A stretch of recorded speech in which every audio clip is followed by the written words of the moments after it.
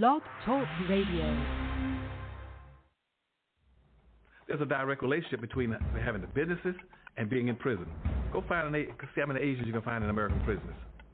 They ain't gonna be in there. But 51% of your prisoners will be black because blacks don't have any businesses and industries. There's a direct link. Blacks won't practice group economics. Blacks won't practice group politics. If you don't practice, you're setting yourself up. I told that 5-story building, you're setting yourself to get wiped out. Understand the nature of race, which is economics. If you build the first floor, it's economic. Build your businesses and your industries. Control business and industry, and put that pulls in your money, and hold that money, and practice group economics with it. Arab and Asian money bounces 12 to 13 times what it leaves. Jewish money bounces 18 times. Black folk got to learn how to practice group economics. Black Americans spend every penny they get outside their own community. Then you take the money and the wealth that you get from that first floor and go to the second floor. The second floor is politics. You then take that money on the first floor and you control your politics. Black folk must quit allowing people to tell them to go out and vote. Vote for what? Nobody's going to do anything for black folk in politics. Politics is controlled by money. Major corporations who got the money. That's what controls politics.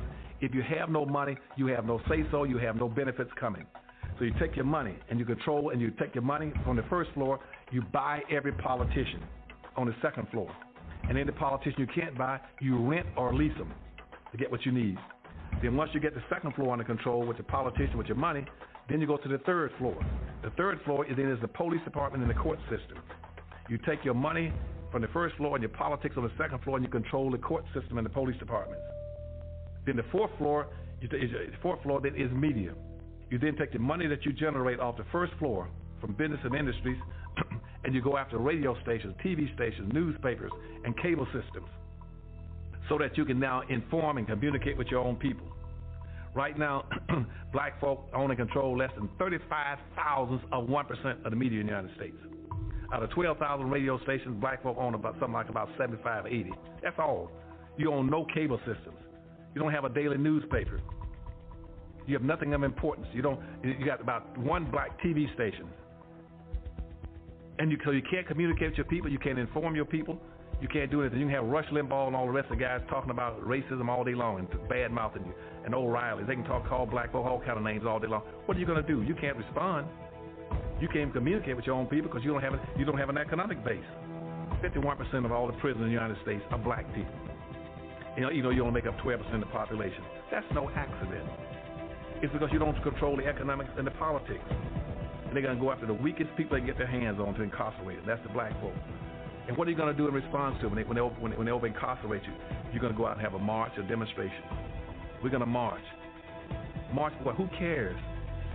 Marching never changed anything. Adam Clayton Powell, for the first time, was defeated. Charles Rangel won in a very close election. Within a few years, Adam Clayton Powell would contract cancer and die. If we must die, let us not die like hogs, penned in some inglorious spot. What use is an extra year or two to the man who kills the time that God has given him? Much of the story of Adam Clayton Powell is on display here in this anteroom of the Abyssinia Baptist Church. But there are many parts of the Adam Powell story that you cannot see hanging up on the walls, mainly the ironies in his life. Isn't it ironic that Adam Powell was such a loud voice that few people would listen to? Perhaps if his loud voice had been heated on the question of police corruption, there may not have been a Knapp Commission. If his loud voice about government corruption had been heated, there may not have been a Watergate. If his loud voice against hypocrisy on Capitol Hill had been heated, perhaps Wayne Hayes and Tom Dodd and Earl Butz and Carl Albert and countless others might not have been caught in such embarrassing situations. Adam Clayton Powell represents still another chapter in a long story of black militant fighters against oppression and injustice here in America. He wasn't perfect. He had his faults, but don't we all? The point is, he was a fighter. If he did play, He worked harder than he played. Most of all, he was a fighter. As I know here, you're in trouble. Where it says about 30% are unemployed. That's why I'm working hard to get this surplus food here. Some of you say to me, well, I'm not like you. I'm not a congressman. I haven't got education. I haven't got work. But you're a human being. And you know what you've got? You've got in your hand the power to use your vote and to use even those few cents you get from welfare to spend them only where you want to spend them.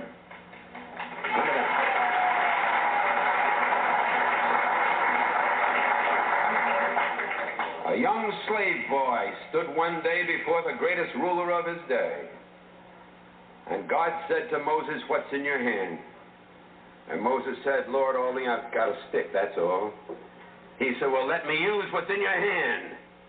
And God used that slave boy with a stick in his hand to divide the Red Seas, march through a wilderness, bring water out of rocks, manna from heaven, and bring his people to Freedom Land.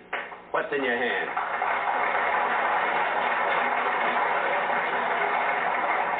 What's in your hand?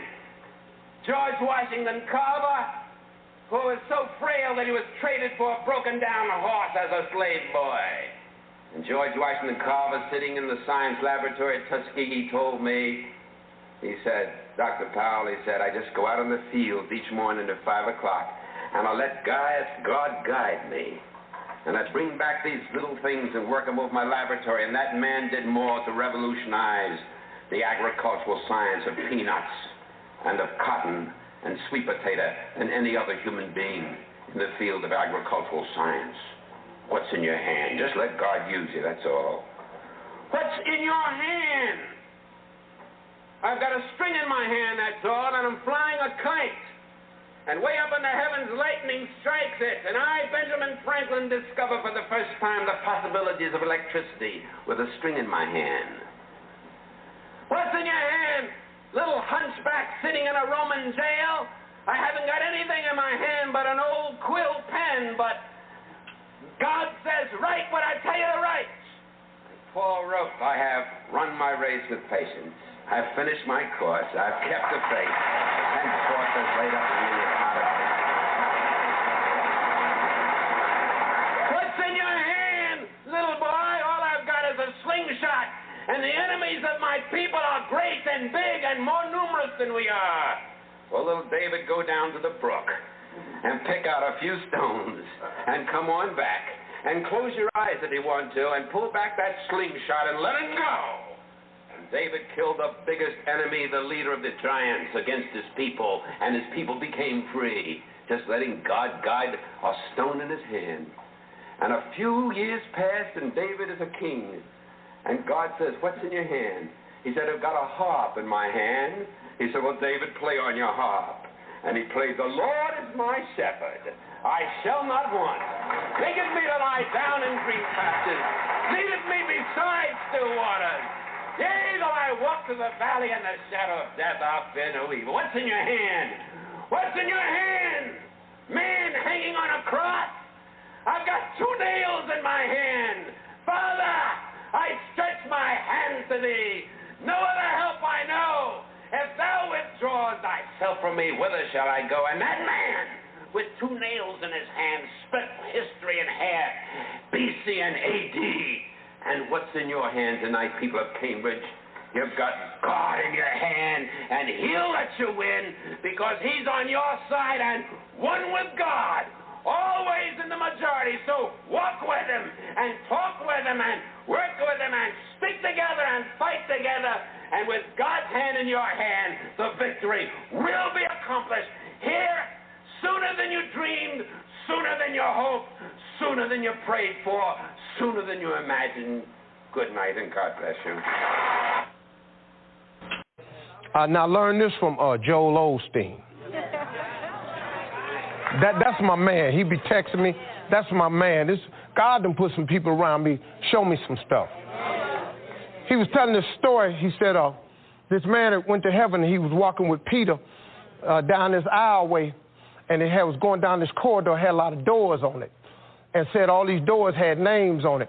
And he said, Peter, let me ask you something. What's all these doors, these names on? He said, don't worry about it, just go ahead. So he kept walking. And he messed around, he saw one of them doors and had his name on it. He said, whoa. He said, hey, Peter, this here ain't got my name on it. Something I need to know? He said, man, don't worry about that. You here now. Just go on in there and talk to him, see what he said, no, I want to know what's in the door. He said, you sure you want to see what's in the door? He said, yeah. So he opened up the door. It was a warehouse. It had nothing but shelves on it. And then the shelves had nothing but packages. And all the packages had his name on them. And he said, what is all these boxes? He said, that's all of the blessings, all of the things God wanted to ship to you. But number one, you didn't ask him for it. Then number two, you didn't believe you would have it. Then you doubted him. And then you felt like you wasn't worthy. And so now all these boxes is uphill. Now the man standing there wishing he had never even been in the room. And I started thinking, I got some dudes that work for me. And I said, I want you to do this graph for me. And that's what I'm finna show you now. See, what happened is, when God sends your package, he only sends it to one street. That's Faith Street. You got to stay in faith. You can't move off of Faith Street. You can't get on Doubted Drive. You can't be over there and start doubting it, because your package going to go right on by. You can't lose your faith and get on Not Meant to Be way, because your package is going to keep going right on by. Because the package just go to Faith Street. You can get your little feelings hurt, I ain't worthy. Guess what? Your package going to keep going right on by. You have not because you ask not. Then you sit up here and start feeling sorry for yourself. You go over on pity way, your package keep going right on by. If you stay right on Faith Street, don't ever come off, because the blessing is coming. If you wait on it, here it comes. It may not come when you want it, but it's on time. But if you get up and you move off of Faith Street, your box gonna get sent back to sender. And now you're gonna have a warehouse with a bunch of boxes with your name on it that you didn't never get. And I don't know about you, but I want everything he got for me. If he got something for me, I need all of mine. Because I don't know about you, but God lay you out, man. God will give you stuff. Man, he done took me places I ain't never thought I was going to go. I done seen parts of the world I never even thought I could go to. He done gave me stuff. He done put people in my life. God will do it for you, man. But you just got to stay, man. Use these principles of success. Understand, God is just that way. He'll lay you out. Because if he can lay me out, see, if he fix me and change me and get me over here trying to do better, I ain't perfect. I'm just trying to do better. I still say some stuff I ain't supposed to say. You understand? I ain't got it all together yet. I just got in the gate. I'm a new kind of Christian, but ain't no lock on my gate either. So if you see, once you check me, I'm probably gonna check you back. But I'm getting better at that. I don't know how to love my enemies yet. I'm getting better at it, though. But it's a process. And the more times we can make people understand that it's a process, the more people can come in. And y'all people that have been good to me, that have been praying for me. I mean, man, my mama, if she could see me now, I just wish my mama could see me. Because she been praying for this here all her life. Watch my son. Well, he done watched me, mama. And I'm cool now. And my philosophy is very simple. I was who I was, but I am who I am. And I'm cool with both them people. Because who I was wasn't that bad cat. I made some mistakes, but I've been changed a little bit, and it's still a process. And the more people that you invite into the process, the better this is.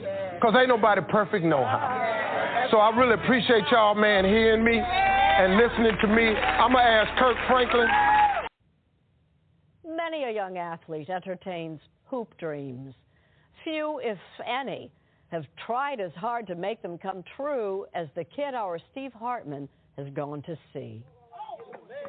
Every week, he set himself up for disappointment. Every week, 13-year-old Jamarian Styles came to this community center in Boca Raton, Florida, hoping to play basketball with the other kids. And every week, he was rejected. They'll start picking teams, and I would be the only one left out. And then they'll just tell me, just go home and stuff. You can break someone's heart like that. The problem was obvious to everyone but Jamarian. He lost his hands and most of his arms as an infant due to a rare bacterial infection. But he insisted that was no reason to give up his hoop dreams. What about soccer? Have you heard of that sport? Yeah, hear it every day. Why don't you play soccer? That just seems like the obvious thing. You would think that I would be good at soccer. I'm really not. I'm horrible. Which is why, on the first day of class here at Eagles Landing Middle School, Jamarian took his case to basketball coach Darian Williams. Said he wanted to be on the team this year. I said, all great, well, just make sure you try out. You say, okay, great, but what are you really thinking? This man has no arms. Yeah. How is he going to play basketball? But, man, he told me, Mr. Williams, I've never been on a team before. Even if I don't play, I just want to be on the team. And how could I say no to that? And that's how the Eagles got their first armless basketball player. Jamarian, number 2 there, quickly earned a reputation as the hardest worker on the squad. He was usually the first one in the gym, usually the last one to leave. Still, he sat on the bench most of the season. Try one more. Until last month. Coach put him in the game with about 6 minutes left. And when he eventually got the ball on the far side of the court, everyone yelled, "Shoot it!" So he did, and sank a three-pointer. And if you didn't quite see that, don't worry, because shortly after, he got the ball again, this time on the near side, for another three-pointer at the buzzer. Jamarian Styles, the kid no one would pick, was now everyone's hero. Needless to say, today, Jamarian can play all he wants at the community center. He just made the volleyball team and has every intention of playing football next year. Really, the only thing he won't play is the victim. If I could wave a magic wand right now and give you your arms back, would you want them? I don't need them. You don't need them? No. Who needs hands when you've got this kind of touch?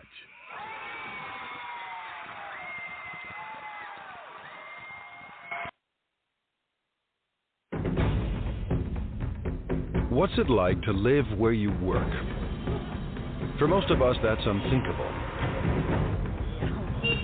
But imagine living and working at one of the biggest factories in the world.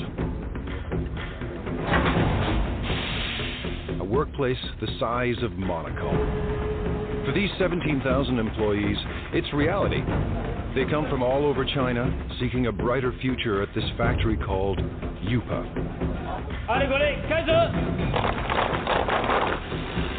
Workers craft coffee makers, irons, and electric grills in staggering quantities every single day.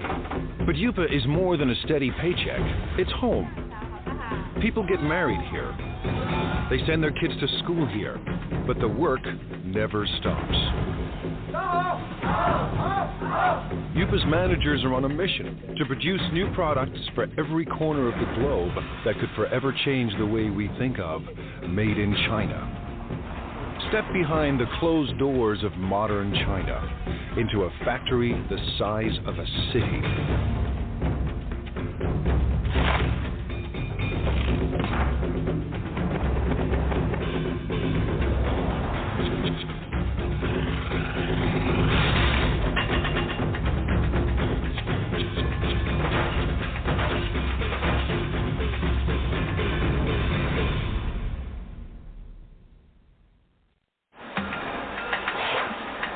Welcome to the place that calls itself Factory of the World.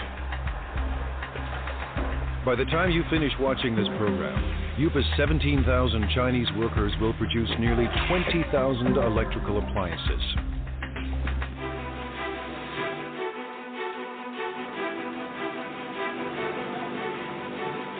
Every day they churn out 60,000 irons. Every month, Yupa makes 36,000 coffee makers, That's 2 new machines for every Starbucks on the planet. And every year, these laborers produce a staggering 18 million electric grills. Stacked side by side, they'd span the Atlantic from New York to London. Chances are you own something built right here. Factories like these don't exist in North America or Europe, but they're not uncommon in China, where labor is cheap. Yupa runs on human sweat alone. No need for robots. To ensure non-stop production, workers need a steady stream of parts. Someone has to make sure those parts get to the right place in time. 今天熨斗事业部主要5零件欠料的，比较紧急的有哪一些？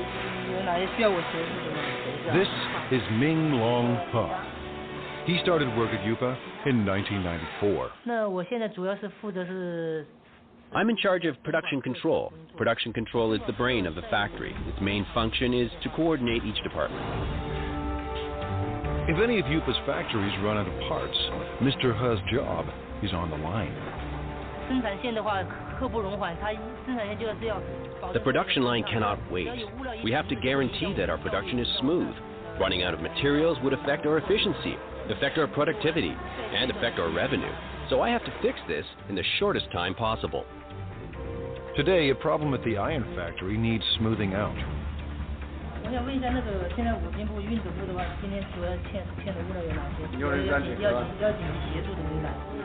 Workers on the iron line are low on a crucial part.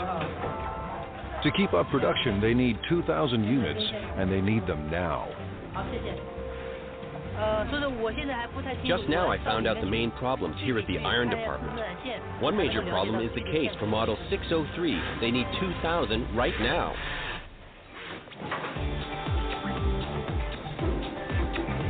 Traditional plants use outside suppliers for their components, not Yupa. To slash costs and stay competitive, Yupa builds its own parts on site. So Mr. He's supplier is only a bike ride away. 有多少数量？3000个，3000个赶快送过来。好，这里没有了，已经没有了。是。 But even the supplier is dangerously low on stock. 因为现在生产线已经停掉了，然后我大概要赶快把它送过去哈。好的，7点钟准时安排送料。对。Mr. He has found barely enough parts to last the day. 好，谢谢。好。 When he gets another urgent call. Now the grill factory is low on a crucial component. Grills are the company's most profitable products. Yupa started producing one line of grills in 1994. Now, 60 assembly lines churn out 800 different models. Workers make one grill every 12 seconds. That's 50,000 grills per day, or 1.5 million per month. Enough grills for every person in Dallas. Grills bring in $350 million a year, but Yupa wants more.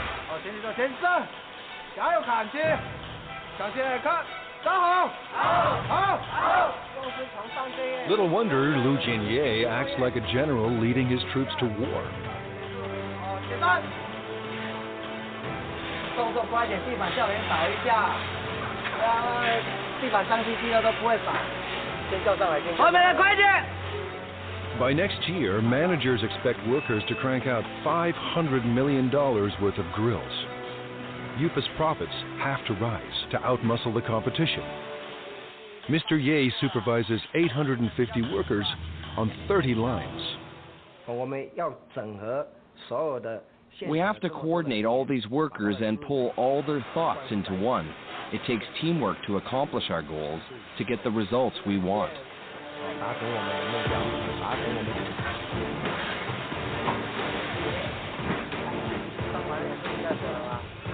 Mr. Ye is obsessed with quality control.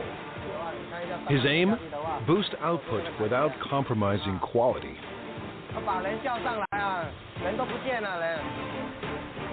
In a factory this big, with a production run so massive, even the hyper-efficient Mr. Ye hits a roadblock. This holder piece holds the grill plate. What we're seeing now is the assembly of this piece. The problem is the size. It's the wrong size. They've run out of part number 2627. It attaches the core heating element to the frame. Without this simple component, assembly lines will shut down, unless Mr. He finds a fresh supply, and soon. If we don't get them the parts, 6 production lines will have to stop. When every part is on hand, grills assemble like a simple puzzle. Wires are linked to the heating element, and the element is fixed to the plate.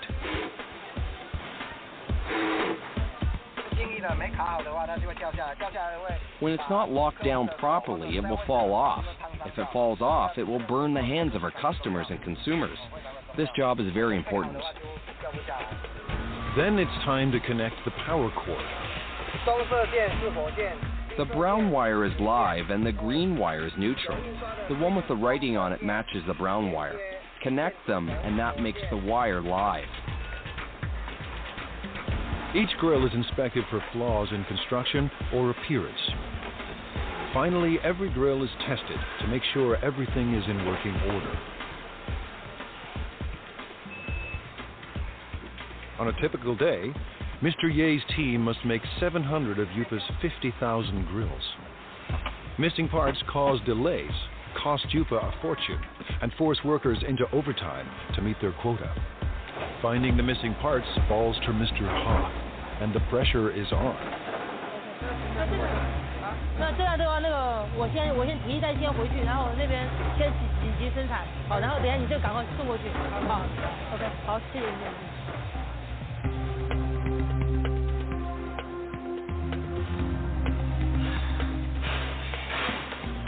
Mr. He finally arrives, and he has good news. 小叶，老六，这么晚才来？没办法，这边已经那个模具刚刚才修好，抱歉。数量多少啊？这边有2000个。He's found 2,000 parts to keep the lines moving, and 50,000 more are on the way. Mr. He's day has ended on a high note.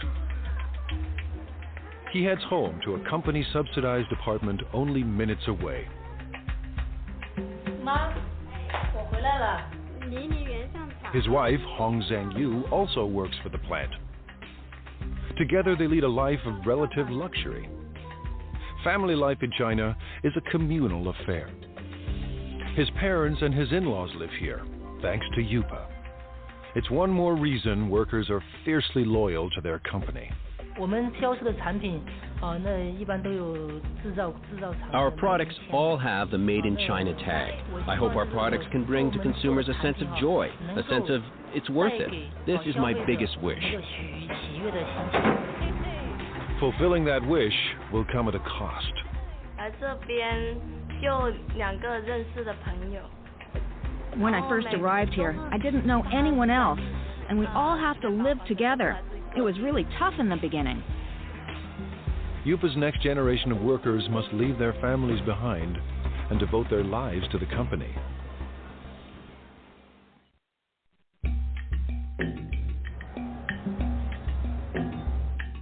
It's a place tourists never see. The new face of modern China, competitive, hungry for profits, and ready to take on the world. Located near the city of Xiaomeng, the Yupa complex sprawls for 1.8 square kilometers, almost the size of Monaco.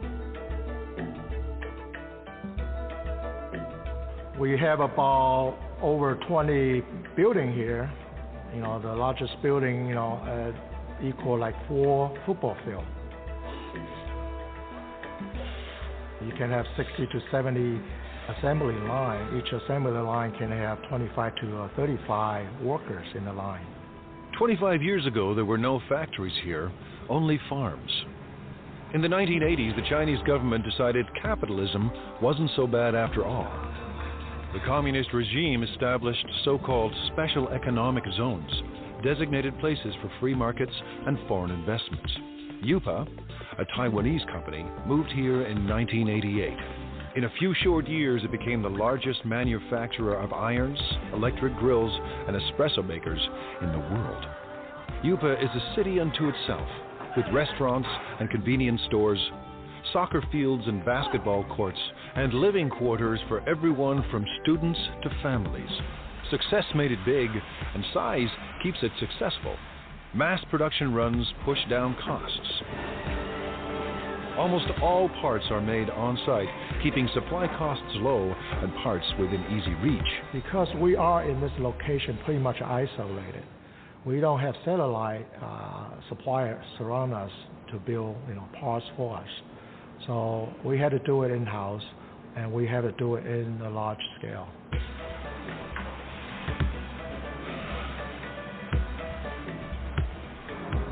Yupa's main advantage is a cheap and endless labor force, ready to work for a fraction of a Western wage. 16-year-old Mao Fen Guo left her family and came here in 2008. But Guo isn't just looking for work. She's here to escape poverty and make her mother proud. In China, many parents prefer sons to daughters. My mother has only 2 daughters. She's always upset about that. And in order to not let her down, I must work harder and harder. Guo is a worker in training. With about 1,000 other students, she attends Yupa's on-site trade school. To get here, she had to pass entry exams and pay Yupa tuition.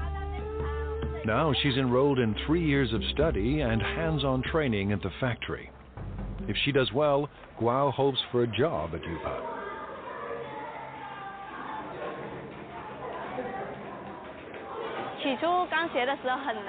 At the very beginning, I thought it was very hard. But now that I've gone through all this, it's easier. There's a lot to learn, but I'm still full of confidence. Today, she and her classmates are learning everything they ever wanted to know and more about irons.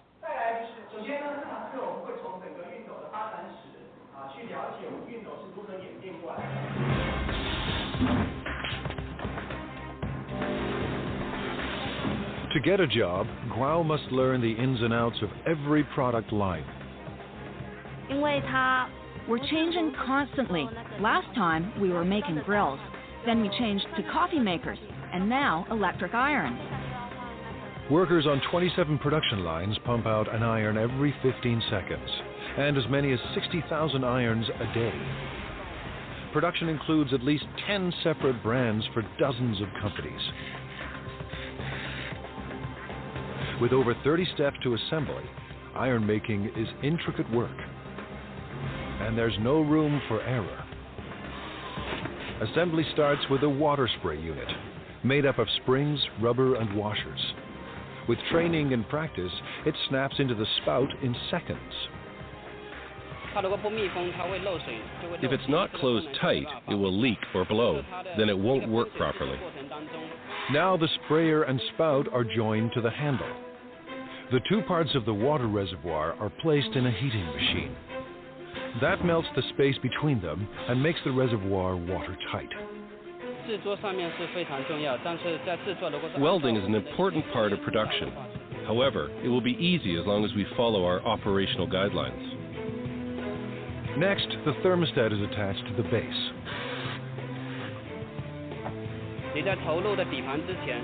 You need to make sure you're using the correct format before you insert the base. Using a wrong base can lead to fire. Wiring is also important. Where there is a wiring mistake, there's hidden trouble. A plastic buffer is placed between the heating element and the handle to keep the handle and the user's hand from getting too hot. After that, the plug is welded to the back of the iron. We're connecting the wire for the power supply. I can do about 4 to 5 pieces every minute and 300 pieces an hour. Once the spray and steam buttons are attached, it's testing time. First, the steam and squirting functions. Second, the iron's electrical system. Faulty units are either repaired or removed. Finally, irons that pass inspection are packed up and shipped away. The team won't cut corners or settle for second best. Today, Guo and her classmates will put classroom theory into practice and work the iron line. For a teenager from a small town, living and working in a giant factory can be overwhelming. My life is not as hard as it was before. I'm getting used to this place now. Work on the iron line goes better than expected. For Guo, juggling work and school isn't that difficult. The hard part is leaving family and living far from home.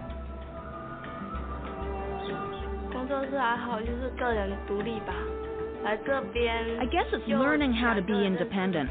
When I first arrived here, I didn't know anyone else, and we all have to live together. It was really tough in the beginning. Like China, Guo is adapting to a new world of high technology and tough international competition. And like China itself, she's determined to succeed. I don't see myself working on the production line forever, doing the same job. Maybe I'm a bit arrogant or too confident about myself, but I want a better future. For some people, a better future keeps them married to their job. Workers at Yupa are married to the company.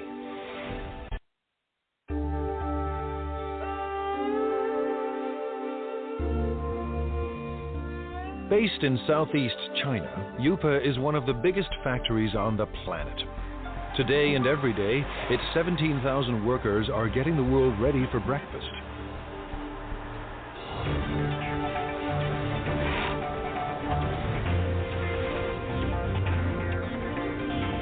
In the next 24 hours, it will produce 1,200 conventional coffee makers. Over the next 30 days, these assembly lines will deliver 210,000 cappuccino espresso machines.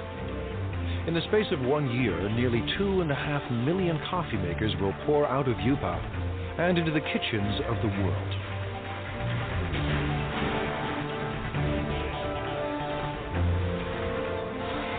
At the center of all this is Young Li.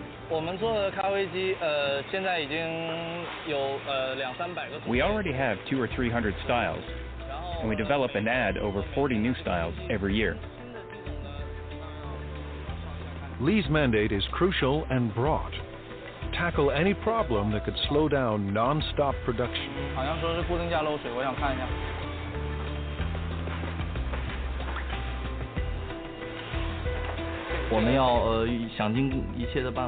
We have to make every effort to find these problems and to solve them. We have to make sure that every process is working perfectly. Manufacturing shouldn't be delayed because of these problems. Today, he's got a brand new kind of problem. One of Yupa's big clients has designed a new coffee maker. It's up to Li to build a working prototype to entice the client into going ahead with mass production. Hundreds of Yupa jobs and millions of dollars in potential business are now in Li's hands. Making prototypes is a large portion of my job and is vitally important to the development of the company. Li starts by assembling the heating system for the water and steam. Then he carefully places it into the main body. Just when Li's ready to assemble it all, there are parts missing.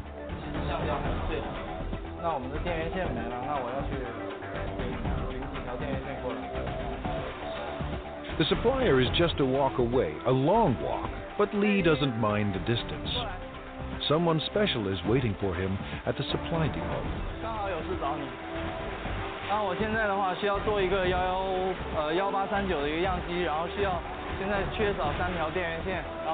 The person helping him today is his girlfriend. These perks make Yupa more than a place of work. With a workforce of 17,000, many of them married with kids, this factory city turns office space into personal space.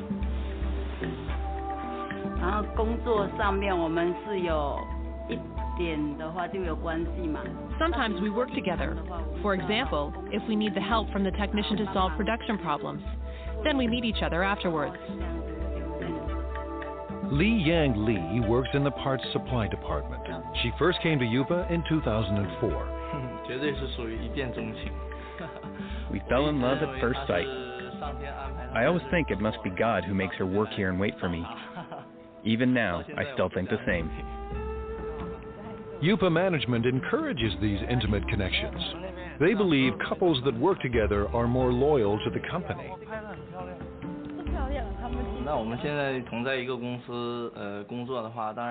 By working in the same company, we can go to work together and take care of each other.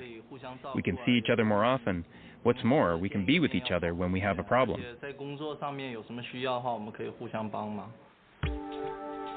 With the missing parts in hand, Li is ready for wiring.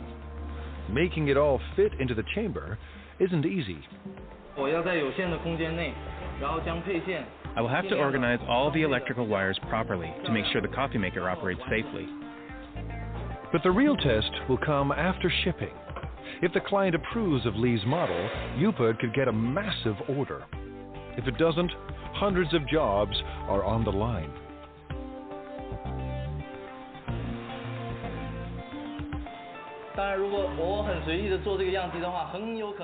If I make the prototype in a sloppy way, our customers will lose confidence in the quality of our products. It will be a great loss to our company. Weeks later, Li's model is approved for mass production. And right away, he sets out to create a brand new production line.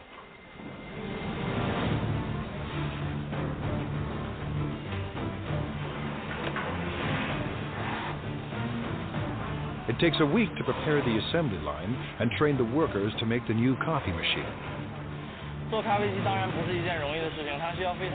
Making a coffee maker is not an easy job at all. It requires professional knowledge and a profound understanding of coffee culture. When the prep is done, Factory City springs into action and works with astonishing speed. Li's prototype took half a day to make. Now line workers churn out 700 machines a day.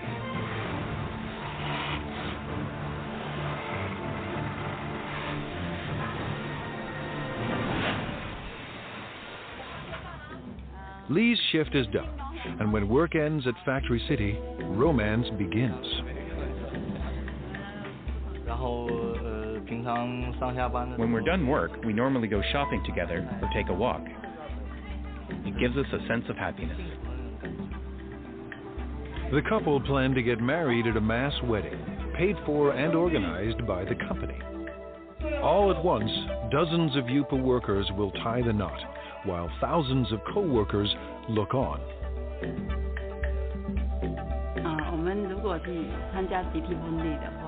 If we take part in the group wedding, with the best wishes of all of our co-workers here, we know we will be getting married in the factory of the world, one dream, and that would be unforgettable.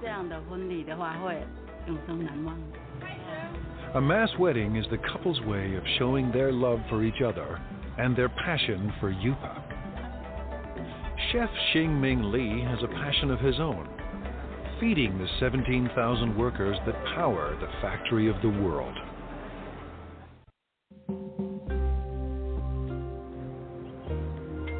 At Factory City, the day has barely begun.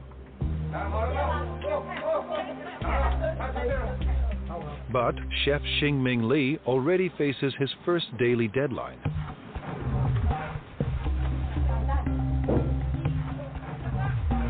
Li runs one of 5 independent restaurants at Yupa. Competition between them is intense. Profits are razor thin, and Li needs thousands of customers every day just to survive. In his eyes, he's not just serving meals, he's fueling the workers that power the factory of the world. If they don't eat well or eat enough, they won't have enough energy. Then they won't perform well at Yupa. It all starts with fresh ingredients: beef, pork, bok choy, onions, carrots, and winter melon. We have all fresh seasonal vegetables here. Whatever you can find from the food market, you can find here. Everything is washed, sliced, and diced. Yupa churns out millions of kitchen appliances a year. But there are no food processors in Lee's kitchen. Nothing is automated. Everything is done by hand. By 9 a.m., Lee's staff is already racing against the clock. We'll have to finish everything before 11 o'clock because Yupa staff restaurants all open at 11:30. We have to be there in advance. In 2 hours, 3,000 workers will stop by for lunch. Lee expects just as many for dinner. This means his staff of 50 must serve 6,000 meals by sunset. That's 125 kilograms of oil, 50 kilograms of beef, and 300 kilograms of pork. That's more than 1 million tons of food every year. His chefs turn stock ingredients into hundreds of delicious dishes. We can make different cuisines. Our chefs are all the best of their hometown. They cook up dishes from Fujian, Sichuan, and Henan regions, and they'll soon add halal fare for Muslim clients. I believe everything that we cook should taste like what your mom cooks for you at home. Lee's obsession with food comes from growing up hungry. My family was very poor. Although my dad was working very hard to earn money, we still didn't have much food to eat. Now food is never in short supply, and all of Lee's clients return to work with their bellies full. Lee's passion for food has made him a perfectionist.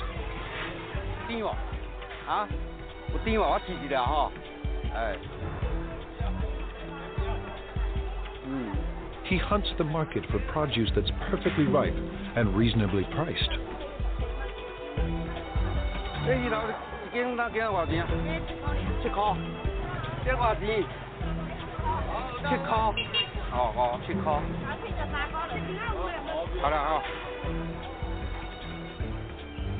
In his kitchens, Lee controls the cooks, and no dish goes out without his approval. Too bland. Some salt and chicken stock will make it taste better. The special today is spicy Sichuan pork. Actually, anyone can cook. The key is our chefs make their own special seasonings that you can't get from the market. Lee insists the pork must be extremely fresh. He expects perfect timing from every cook. Timing is what the chefs are really good at, but they may not be willing to share that information. But now it's almost 10 a.m., and Lee's kitchen is about to hit the boiling point. With the clock ticking, the team of chefs are stir-frying and stewing to feed an army. It might be a bit of an exaggeration to say that it's a battlefield, but it's true that we're really busy. We have to finish everything within 1 hour. Then we will deliver them to our restaurants. We don't have time to do other things. By 11 a.m., they pull it off. Dozens of different dishes for 3,000 people and right on time. Drivers rush the dishes to the restaurant nearby.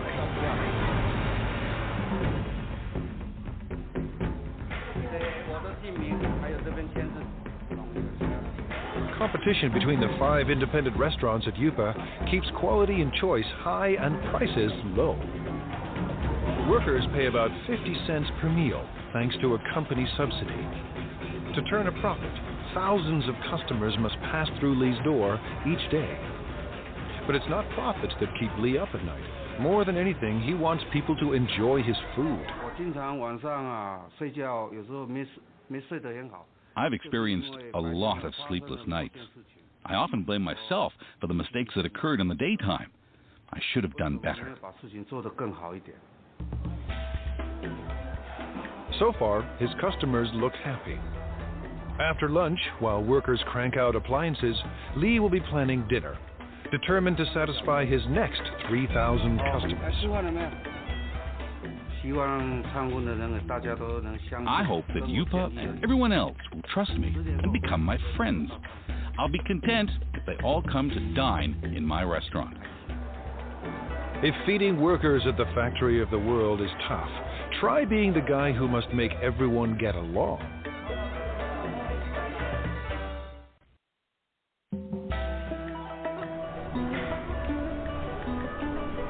In this factory city, 17,000 people live and work inside 1.8 square kilometers. Rush hour is a human traffic jam. Just getting to work on time is a job well done. Inside these walls, office politics and conflicts play out on a massive scale. The man managing all this human friction could have Yupa's toughest job of all.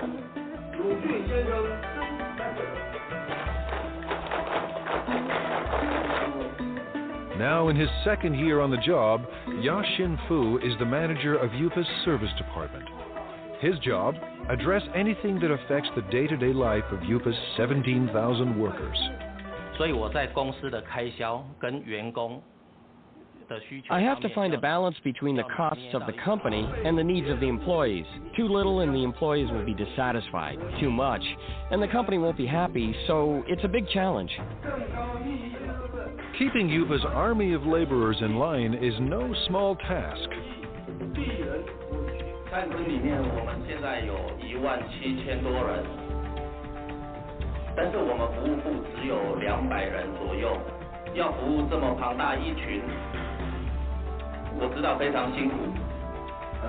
At this regular weekly meeting, Fu is boosting company morale. Leading them is like raising children. We have to raise them with love. Yupa's workers come from every corner of China. Most are in their 20s and 30s. They work on average 40 hours a week and make between $90 and $320 a month. While wages are even higher in big cities like Shanghai, many Yupa workers make double what they did back home if they had any work there at all. As with any mass organization, thousands of employees create endless demands. It's Mr. Fu's job to address all of them. He does everything he can to keep everyone motivated and committed to staying at the factory of the world. Fu visits staff living quarters as part of his regular rounds. We're now going to the workers' dormitory. I routinely go there to check if anything can be improved. If there is, I will talk to the superintendent. Fu is part landlord and part tenants' rights advocate. Today, he's ensuring Yupa rooms are ready for a group of new workers.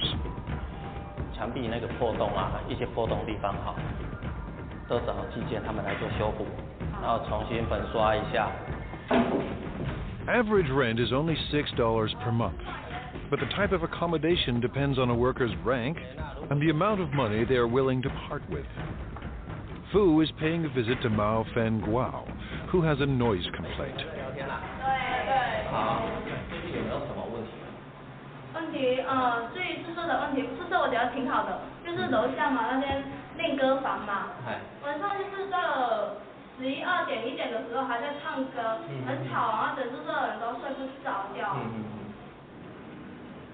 Fu believes that to build quality products, Yupa's workers must be well rested and well fed.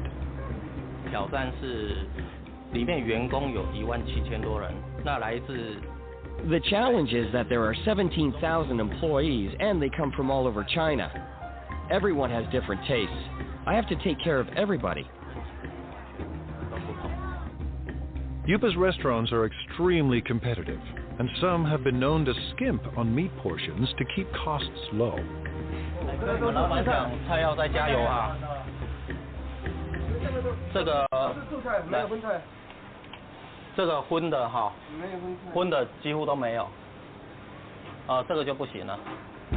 Yupa has strict rules about when and where vendors can sell their food.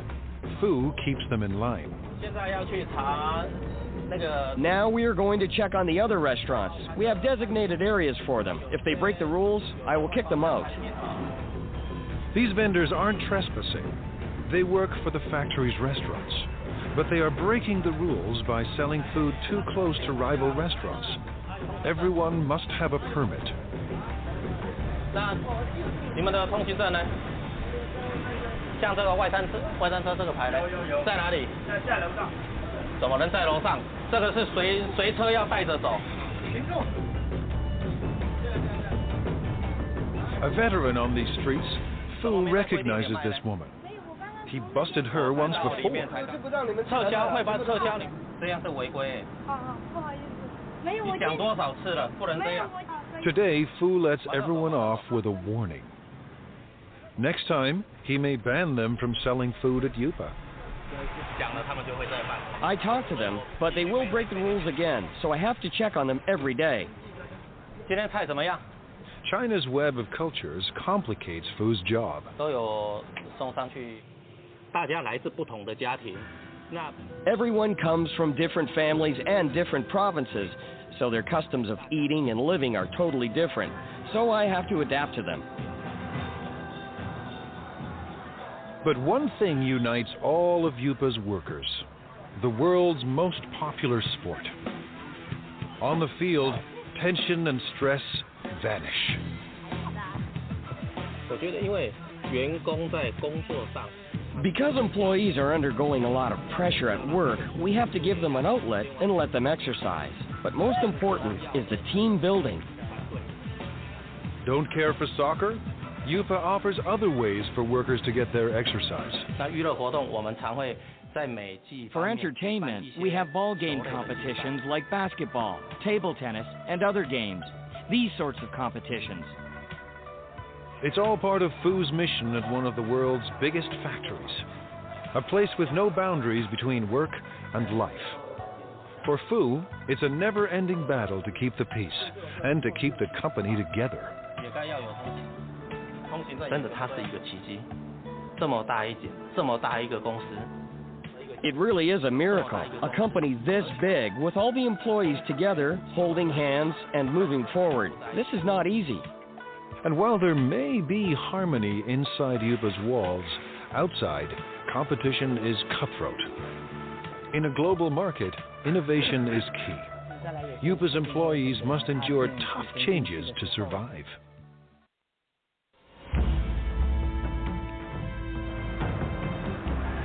In the global marketplace, there's no room for second best. To survive, companies need a competitive edge. Like most China-based companies, Yupa has relied on low labor costs, making products designed by others. But it wants to move up the production food chain. Yupa's leaders want to design products of their own. They have little choice. To thrive and survive, Yupa must develop a new generation of products. The factory's very existence depends on it. Thousands of jobs hang in the balance. No work means not being able to live. This is a fundamental requirement. It's how humans survive. You have to earn money to make a living, and to earn money, you have to work. Ji Rongpan knows how high the stakes are. He is Yupa's Vice President of Product Innovation. I think innovation is the competitive edge of our company, because our company is in the field of home appliances, and the whole home appliance industry is a lifestyle industry. Mr. Pan sent his staff overseas to study the lifestyle products of the future. They returned with a simple message: the future is green. We studied the consumers of North America and Europe and their thoughts on this new energy of the future. So we know that their love of the earth is actually very strong. Pan and his designers make a bold decision.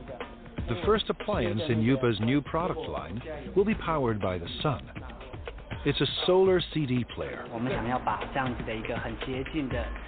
We want to bring this clean solar energy concept into people's homes.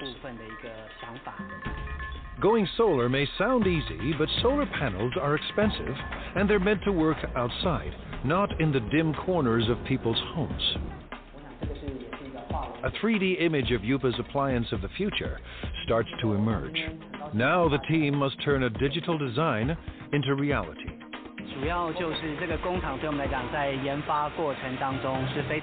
This factory is a very important part of our development process. It helps turn a product concept into a finished prototype. Using the design specs, a computerized milling machine cuts a foam cast. And the cast is converted into a hard plastic prototype. If things go according to plan, the model will be used to produce millions of identical copies.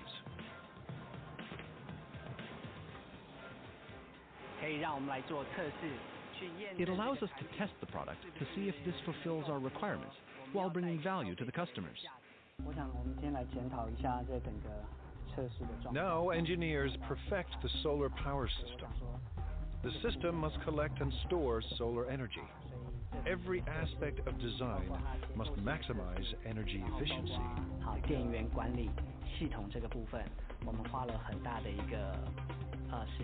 We've spent a lot of time studying this. What kind of technology, what kind of material, what kind of parts can help us improve our energy efficiency? Finally, Yupa's product of the future is revealed. The solar CD player is simple and elegant. The player will charge indoors when left near a window. And the system is uniquely versatile. It will work with any energy-efficient appliance Yupa designs. But one question remains. Will the world embrace Chinese solar products? We want to bring what people originally thought of as an industrial thing and truly integrate it into their daily lives, to enable consumers to truly experience solar energy. This is a very magical energy concept. If these innovative products succeed, Yupa could achieve its dream, a dream it shares with China, to be the factory of the world. I want consumers and everyone to have faith in our products and... Hi folks, in this video I'd like to talk about how to have a home with no house payments and no monthly utility bills. You may think that's not possible, but I do it, and lots of other people do it as well. I'm going to show you how it can be done, how it can be done very inexpensively, and just kind of give you some ideas for things that you can do that society and the economic powers that be don't want you to know. So stay with me for a second and let me walk you through this. First, you need some land. This is my piece of land, which is under an acre, about 3/4 of an acre, and that's really all you need to take care of most of the needs you have and for running a small homestead. Now, I was lucky enough to get this piece of property from family. It was willed to me when my father passed away. But I have also purchased small pieces of property like this for under $400. I have an acre down in Arizona, near Show Low, Arizona, that I purchased for under $400. I have 5 acres near El Paso, Texas, that I purchased for under $700. So it's very easy to find a piece of land if you do some looking around. eBay is a good source for finding land. Tax sales are a good source for finding land. Family members may want to sell off a piece of land. Go around looking in rural areas, and maybe you'll find a farmer that wants to split off a small piece of land and would gladly sell you one. You don't have to spend a lot of money on land. Okay? This is land that doesn't have utilities run to it. It doesn't have a blacktop road that runs into it or driveway. It's rough land. That's what you start with usually if you want to buy a small piece of land that you're going to homestead on. After you have your piece of land, then you're going to have a house. You can have a big house like most people live in, and you can pay a lot of money for it and have a mortgage and be a slave to the system for another 30 years, or you can decide if you'd like to build a smaller house like mine. Paid for with cash. This is my solar cabin. The cabin cost me $2,000 to build. That does not include the doors and windows, which I salvaged off of a trailer that was being torn down. For the cabin, it cost me $2,000. It is 14 by 14. Downstairs is living area, dining area, bathroom, kitchen. Upstairs, I have a loft bedroom and an office. In my other videos, I take you on a complete walkthrough of this cabin, so watch those if you want to see how the cabin is as large as it is and functional on the inside. Up there on my roof, you see my solar panels. That's a 350-watt solar system that provides all of my electricity needs for lights, TVs, water pumps, all miscellaneous gadget, laptop TV, run my vacuum, and everything else off of a 350-watt system. That 350-watt system cost me under $3,000. $2,000 for the cabin, $3,000 for the power system of solar electricity, and I use propane. I have a propane tank in the back of the cabin, and I have a propane furnace, fridge, stove, and on-demand water heater, and those cost me just about $200 for an entire year. And we have cold winters here, folks. Under $200 for an entire year for all of my propane. That is the only utility bill I have. I do not pay for electricity. I do not pay for water because I drilled my own water well. Before I drilled my own water well, though, I hauled water in. But drilling a water well on a piece of property is not that hard. You can either do it yourself or hire somebody to do it. So I have no monthly utility bills. I have a house that's completely paid for. And I have freedom. A freedom that you can't get when you're under the pressure of a mortgage and utility bills. I want you to take just a minute and think about what you could do with your life if you had no house payments and no utility bills. And I'm telling you, it is completely possible. I'm not going to go into any details of how to get out of the house that you're in. You're going to have to figure that out and talk to some professionals for some help that way. All I'm here to do is tell you it's completely possible. Now, some of you are looking at the cabin and saying, yeah, but I couldn't possibly live in anything that small.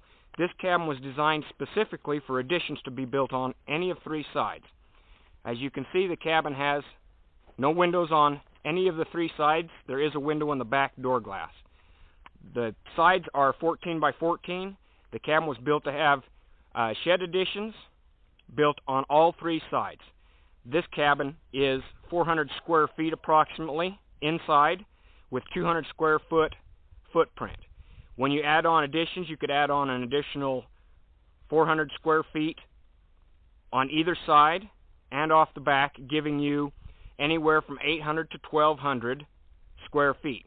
The great thing about building a small cabin to start out with, though, is it gives you a place to live when you build on your additions. And that way you can wait and live very cheaply without any house payments or utility bills. And then when you have the money, you can build on the additions to expand the cabin. That's very good for a single person or a young couple who don't have children because you don't need a whole lot of space to start off with. This way you can save for it, build on as you want to, have the additions, have the extra room if that's what you want. Now, I live full-time in this cabin. I live by myself, but my girlfriend comes up here on the weekends and we stay together, and let me tell you, it's perfectly comfortable. We don't feel cramped at all, and we'd much rather have a small place like this. It takes a lot less money to heat, it takes a lot less money to cool, it's a lot easier to clean. It's just a fantastic home. Now, I'm not trying to push you into building a home exactly like mine. I'm just trying to provide you with some ideas. If you wanted to come up with different ideas, a different plan, that's just fine by me. But if you are interested in learning how to build a home like mine, I do have an ebook available and a printed book available called Simple Solar Homesteading. Go to www.simplesolarhomesteading.com. You can learn how to build a cabin like mine, or at least get some great ideas for building your own home. Now, I want to repeat. I own my land. I have a house that I built for under $2,000. I have a solar electric system that I have for under $3,000. I use propane, which costs me under $200 a year. I have no house payments. I have no utility bills. If you want a life like this, it is very possible. You can stop listening to the media, and you can stop being put under society's pressures to live in the type of houses that everyone tells you have to live in. You can live very inexpensively, and you can do this at any age, whether you're older or younger. If you're younger and you start in a place like this, imagine the amount of money that you would have to retire on, with no house payments, no utility bills, and freedom. Thank you for joining me, folks. Please watch the rest of my videos for more detailed information on each of the systems and a complete walkthrough of the cabin. Hi, folks. In this video, I'd like to talk about how to have a home with no house payments and no monthly utility bills. You may think that's not possible, but I do it, and lots of other people do it as well. I'm going to show you how it can be done very inexpensively, and just kind of give you some ideas. Well, hey folks, and welcome to Solar Cabin Channel. I've got a neat little project for you I call the Multi-Shack. This is one of my homeless housing solutions designs. And some of you probably don't know this, but I was homeless twice in my life. The first time was when I was trying to get into college, and I had lost my job and was waiting for my college funding to come in, and so I had to live in my truck. I lived in the cab of my truck for almost 2 months while I waited for my college funding to come in. And then again later in life, when I got divorced and didn't have a job and was trying to get off grid, I lived for almost 2 years in a camp trailer. And you know, there's a lot of people that homeless people that have their pride. They want to maintain their independence. They don't want to live on welfare. They don't want to be caught up in the system. And you know, all they need is a simple shelter. You know, someplace to get out of the cold, to get out of the wind, to get out of the rain, while they get back on their feet. And so I know there's a lot of organizations out there that are helping the homeless, churches, nonprofits, and things like that. So I came up with this small structure design, which I call the Multi-Shack, because it has actually multi-uses to it. And it can be built very affordably. You can build this entire shack for under $200. And it is built on wheels. It can be put on either a 4x6 trailer, or you can build it on casters. Casters are a lot less expensive, but it still allows you to move this unit around. So you could store, you know, a bunch of these on a church parking lot, and then just when you need them, you can move them out to wherever you want the person to be using them. Casters are 4-inch casters. Each caster will hold up to 240 pounds, so they'll more than handle the weight for this structure here. Now this structure is 6 foot 5 inches from the peak to the bottom, 6 foot 5 inches. So and even a tall person can stand upright inside this structure. The door is 1 foot 6 inches wide and about 5 foot 3 inches to the peak up there in the door. And the structure is 4 foot wide approximately and about 6 foot long. About 6 foot long by 4 foot wide, 6 foot 5 to the peak. And this is constructed very inexpensively from 2x4 framing, which I'll show you, and uses, I would use 7/16 OSB or plywood. Either one would work for the siding on this. Now, a couple of the features here. I show this with dorm windows. The dorm windows are actually optional. You don't have to put dorm windows. You can just go with a flat roof surface if you want here. I show this with wood shingles, or you could use just plain old tar paper and roofing shingles. Any type of roofing shingles would work on this. Show it with a little flower box there just for effect. And on the backs and the front, I show this with these round windows, like boat-style windows, or you could put square windows. Either one works. I just like the effect of the round windows, the look of those in there. This does have an access panel on the back. Down here is an access panel. We'll just open this up so I can show you. Open up, take this one off. There we go. Now you can see inside the access panel, underneath the seat and bed is storage. Lots of storage underneath here for a propane tank, one of those Portaloo porta potties, an ice chest over there you can see. Okay, so there's good storage. This is about 18 inches high inside here and about 4 feet wide inside. So the structure, I'll show this with the door open. Let me just hide this door here. With the door open, you can see I've got this set up. Right now I've got it set up for seating. During the day, this would be used for seating purposes. Okay? And I'm going to pull the side roof off here so I can show you inside. That this has a very nice space for a person that maybe is going to school or working, or just the table can be used for eating or whatever. So you've got approximately 6 feet of space on the inside here by 4 feet wide. And this table is actually part of the bed platform, which I'll show you. You just pull the 2x4 out, put it in one of these slots. It's in this 2x4 here. There's another one on the other side. You just drop the 2x4 into the slot, and then you take your bed panel and put it up on top of that, and then that becomes a table. Here you've got 2 foot by 4 foot cushions. There's 3 of these cushions that become your bed, or you can use a roll-up mattress pad underneath this that becomes your bed. But during the daytime, it becomes seating. It becomes a little mini couch in here, 4 foot wide.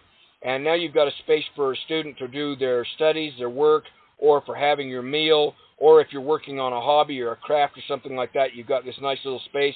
When you get out the door, you just lift the table up, put it back, put the 2x4 back in the bottom slots, put the table down, and, then you turn it into a bed. And I'm going to show you what it looks like as a bed, too. So, good headroom in this. I really like that it's got a very good space. This is an average person, 5 foot 8 inches tall. You can see you've got lots of headroom here. You've got these nice dormer windows, which would give you lots of light, and also gives you a little bit more headroom up in this area right in here. 6 foot person could stand up in the middle of this quite comfortably. 2 people could actually sit side by side on this couch, or you can put in another. You could pull your ice chest cooler out, or someone could put a foldable chair on the other side here. So you could actually have 2 people sitting side by side or crossways next to each other here. So lots of space in this little place. So let me show you what the framing looks like on this first. And I'll just have to zoom in on this. Now this is all done with 2x4 construction to keep it inexpensive and easy to build.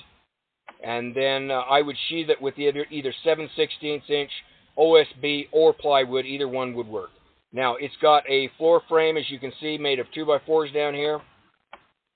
Simple 2x4 frame, floor frame construction, and then your casters attached to the corners, not exactly in the corners, but they attach to the floor framing. And the casters have locks on them, so once you move this in place, you can just click on the locks and lock it in place so it won't be rolled around while the person is inside it. Now, this is the bed platform, and it has this back platform is 2 foot 6 inches wide, and it is permanently connected. These are 1 foot 9 inch wide platforms that can be raised up, and as you can see, these 2x4s right here, you put the 2x4 up in these other slots, and then you put these panels up on top, and they become either a table or a workspace. This one can go up here. This one can go on the end. It can go over the middle. So I gave you lots of options for the ways that you can organize this into workspace or living space as you need to use it. Very simple construction. It takes about 20 2x4s to build this. That's about it. And you're looking at about under $200 for all the material costs. And you could build one of these in a day. Seriously, you could build the complete unit in about a day. And now I'm going to show you on the inside how this can be used as a bed and also as a small business. So I'm just going to click off this. Okay, now I show this with the bed down, the door open so you can kind of get a peek inside here. Now, this is an uninsulated structure. You really don't need insulation in a small structure like this because the human body puts off about as much heat as a 90-watt light bulb. So in a small structure like this, your own body heat will actually heat it up. And for sleeping, you can either do these pads like this as mattress pads, or you can just get a sleeping bag pad or even an air cushion pad to go underneath it. A sleeping bag pad would work fine because you can roll it up and use it as your seating. And a good heavy-duty sleeping bag would be all you would need in order to sleep very comfortably in here. As long as you don't have the wind blowing on you or the rain drenching you or snow piling up on you, you'll sleep very comfortably in a small structure like this. Your own body heat will heat it up. You could add a heater to these, but it really isn't necessary in these small structures. So I'm going to pull off the side roof, and I'm going to show you how much space this has inside it for a bed. It actually has a very nice bed that will sleep either 1 or 2 people. Pull this off here. Just hide this. Now this has a 4 foot wide by 6 foot long bed. So even an average person can sleep in here. Even a tall person, fairly tall person, could sleep in here comfortably without being cramped. And it's 4 foot wide, so that's a very wide bed that will actually sleep 2 people. 2 people could sleep in this space, all right? and it's 6 foot wide, and it's 4 foot wide and 6 foot long. This person I show in here is about 5 foot 8 inches tall, which is average height for most people. And here you can see the slots I was talking about. These platforms, which I'll show you. I'll take the bed off now. These 2 platforms are removable with 2x4s underneath them. You just take the 2x4, you put it in the slots that go across here, and then put these platforms up on top to make your table. And you can actually do a table on either end, or one in the middle for a desk and table. Now, the ones on the ends I'll show you are used if you want to run a small business out of here, or if you want to organize this in a different way so that if you're cooking, you could put one of these tables on this end or on this end, and you could set up your cooking supplies, and you can take care of yourself. You can cook a meal inside this little place right here. So 4 foot wide, 6 foot long bed, and then very adaptable with these platforms of 2x4s. You can just put them up, and you can reorganize this any way you want during the daytime for whatever function that you're going to be using. Again, it has storage space underneath the bed and seating. You've got that nice access panel for you got storage underneath there. And I really like the space in here. This would be enough adequate space if in an emergency, let's say that a city has a disaster, a fire like they just had in Canada wipes out all these homes, or you have a tornado tear through a place, or you have flooding or something like that, which we've all seen in the news, happens all the time, and suddenly churches are overrun with people that don't have housing. If you had a bunch of these sitting around that would sleep at least 2 people, you could pull these out in a small area, you could set these up, and people would at least have shelter for survival until they can get into houses or shelter, bigger shelters or something like that. So that's another use for this type of structure here. So now I'm going to put the bed back on just to show you.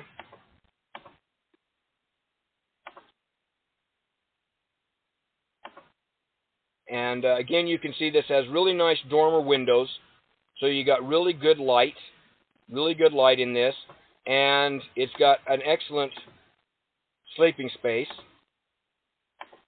It would be better for 1 person, but it would be adequate for 2 people. Okay, and if you got little teeny kids with you, you could put 1 adult and a couple of kids in there too. There's enough space in there to sleep comfortably, and you've got lots and lots of headroom. You're not going to bump your head or anything while you're sleeping. Doorway 1 foot 6 inches wide, 5 foot 3 inches to the top up here. So lots and lots of good space in this. Now I'm going to show you how this can also be modified to be used as a small business. Okay, one thing I know about people that are homeless is they're also very creative.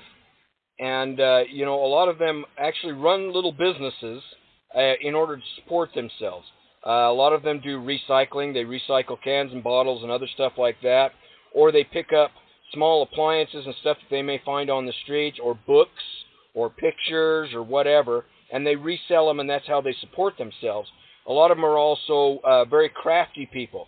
They may make jewelry, or they may make wood crafts or something like that, or they may be artists. And so they have a way to support themselves, and so I think we ought to encourage that, because that helps them to develop sustainability. Not everybody is equipped to work in the regular workforce. Some people just aren't, but they're very industrious and can support themselves with a small business. And so I thought, well, this shack could also be used for setting up a small business. So what I did is I made this so that the window here can be hinged up, and I'll show this. The window on one of the dormers, or both, can be hinged up out of the way. And then you've got room here to put a sales counter or little platform here where this person is 5 foot 8 inches tall. A person can stand in this window and they can operate a small business. They can talk to customers, they can take money or whatever, working right out of this small shack. Now, this doesn't necessarily have to be for homeless people. If you wanted to run a hot dog or hamburger stand, or sell your crafts or your books, or whatever you want to do with this, maybe it's a ticket stand, I don't know. This little shack could be very useful for a lot of different purposes. That's why I call it a shack is because it can be used for many different purposes. But this would be great for a homeless person that has a craft that they make or recycle products or whatever. They want to sell them. They just hinge up the window and they set themselves up a little business here to take care of customers. Now, this also shows inside how those tables can be reorganized. Here you can see I've lifted up the bed platform to put a table on this end, another table on this end, and you can use this for cooking in here. You can see I've got a little 2-burner propane stove that you can set up on one of the tables up there so you can do your cooking. You can work on your crafts. This table just lifts off. The 2x4 lifts off if you need to get access to the door. Lots of good headroom, okay? Workspace in there. This can be modified many different ways for many different people of however you want to use it. So a very functional space in there. All right, so that is the multi-shack, all right? And let me just unhide this so you can get a better view of it. Again, can be built very inexpensively, around under $200 on casters, more expensive if you put it on a trailer. And I'm going to provide these plans for free because this is a project that I designed specifically for churches and nonprofit organizations to build shelters. And at present in the U.S. we have about 1.6 million homeless people that just need a simple shelter to live in, or we have that's about 1 out of 200 people, and that's just in the U.S. There's a lot of people in other countries that are in even worse shape, and I really think a project like this would be great for helping the homeless people to have shelter while maintaining their independence and their pride. But it could also be used as disaster relief shelters. You know, we could easily have a major disaster in a city where we have thousands and thousands of people that suddenly are homeless, and we need to provide quick shelter. These would also work for that. It would be big enough space for 2 people to sleep and, to take care of their basic needs, and that's what this structure is about. So I hope you like this design. It's called the Multi-Shack. You can get the plans for free on my website, simplesolarhomesteading.com. Up at the top, look at Multi-Shack. Now, there is a button there if you would like to donate. Your donations are used by me to design structures like this and build small houses. I work with a lot of homeless people that don't want to be in the system, that want to build their own off-grid cabins and houses and places like that. I help them with designs and building those projects. So any donation, if you can donate, is very appreciated and will help with those projects. All right, folks, I hope you like this project called the Multi-Shack, and have a great day.